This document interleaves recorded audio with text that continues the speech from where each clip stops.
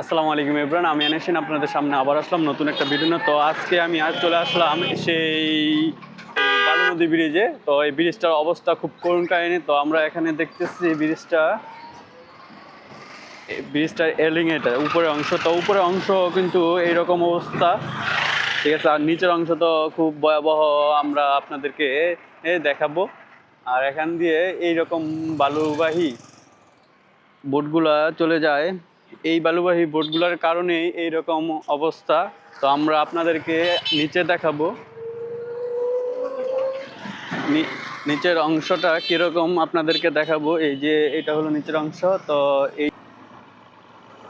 পায়ের কি অবস্থা দেখতে পাচ্ছেন আপনারা, এরকম ঝুঁকিপূর্ণ রোডে কিভাবে হাজার হাজার গাড়ি এখানে চলে। ওয়ালাইকুম আসসালাম রহমতুল্লাহি ওয়া বারাকাতুহু। এটা বীজটার নাম কি? এটা চনপাড়া ব্রিজ, ড্যামরা চনপাড়া ব্রিজ। তো এই চন্দ্র আপনি বাসা কোন জায়গায়? এই যেই বাসা, ব্রিজের গোড়ার বাসা, এই যে ওই। তো আপনি এখানে কত বছর ধরে আছেন? আমার বাপ দাদা 14 গোষ্ঠী সব এখনো আমার স্থানীয়, আমরা এখানকার। তো এই বীজটা কত সালে তৈরি হয়েছে? ব্রিজটা কত সালে যে আমার পুরোপুরি খবর নাই, আনুমানিক তবে আনুমানিক 30-32 বছর, 32 বছর, প্রায় 30 বছর ধরুন। 30 বছর।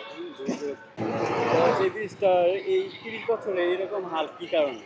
এটার কারণ হলো, এটা যখন উড়ায় ব্রিজটা তখন আপনার কোনো বোট চলতো না, শুধু নৌকা চলতো।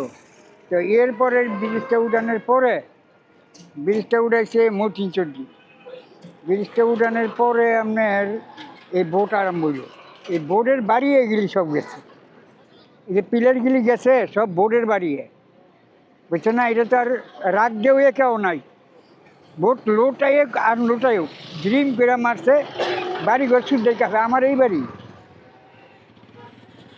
আচ্ছা, এইরকম ঝুঁকিপূর্ণ বীজ আপনার চলাফেরা করতে কিরকম লাগে? মানে আমার চলাফেরা করতে তো যাই লাগে, কিন্তু এই যে সমস্যা হইলো যে গাড়িগুলা অনেক টাইমে অনেক অনেক বড় বড় লোড গাড়ি উঠে, তখন ব্রিজটা পুরো ওই কাঁপতে থাকে, অন্যরকম নড়বড় করতে থাকে।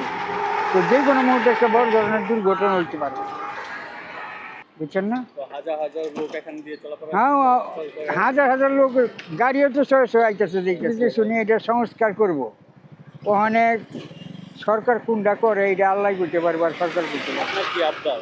হ্যাঁ, আমার আবদার হইলো যেটা হইছে এটা এটা পুনরায় আবার সুন্দর করে করা হোক।